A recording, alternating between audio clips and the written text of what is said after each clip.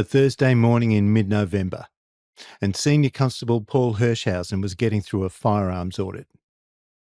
He could only snatch 2 hours here, a day there for it, checking gun safes and ammunition storage out in the dry back country, halfway between Adelaide and the Flinders Ranges.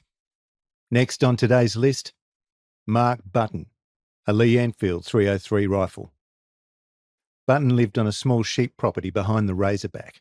To reach it, Hirsch left the barrier highway south of Tiverton and made a slow loop east, juddering over corrugations and stone eruptions before slowing for a buckled stop ramp at the entrance to a short driveway. He turned in and parked his SA Police Hilux outside a house with stone walls and a rusting corrugated iron roof, a converted shearers' quarters, remnant of a past when the big sheep properties boasted housing for overseers, cooks, shearers and station hands. Fran Button's old station wagon was missing, but Mark's battered Jeep sat in the carport, with a faded sticker in the rear window reading, "If you don't know, vote no."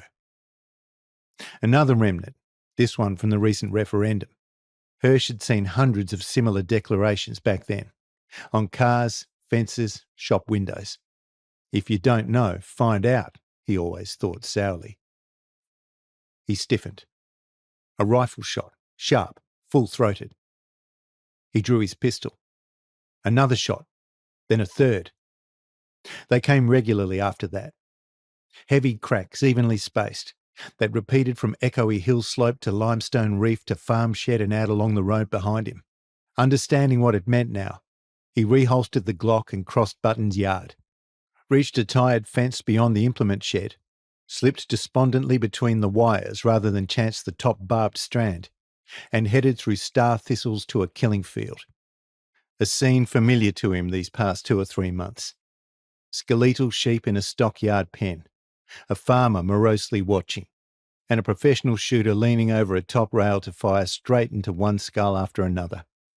Hirsch watched for a while, unwilling to break in. Mark Button was standing clear, rubbing his right thumb anxiously, repetitively against his forefinger. The shooter was a local professional named Brad Ulmer. He was smooth and efficient, and each old ewe, already drooping, panting and barely alive, dropped like a stone. Time passed. The shooting paused. Button crossed wearily to rejoin Ulmer. They had both spotted Hirsch by now and looked across at him as they conferred. Then Button beckoned. As Hirsch approached, Ulmer peeled away to a dusty white twin-cab ute parked in the shade of a ghost gum. A gun rack inside the rear window. A tow bar, dust, dents, a cracked brake light. Hirsch saw him lean in, back out with a thermos and a food container, and flop in the dirt, his spine against one wheel. Hirsch turned to Button and held out his hand.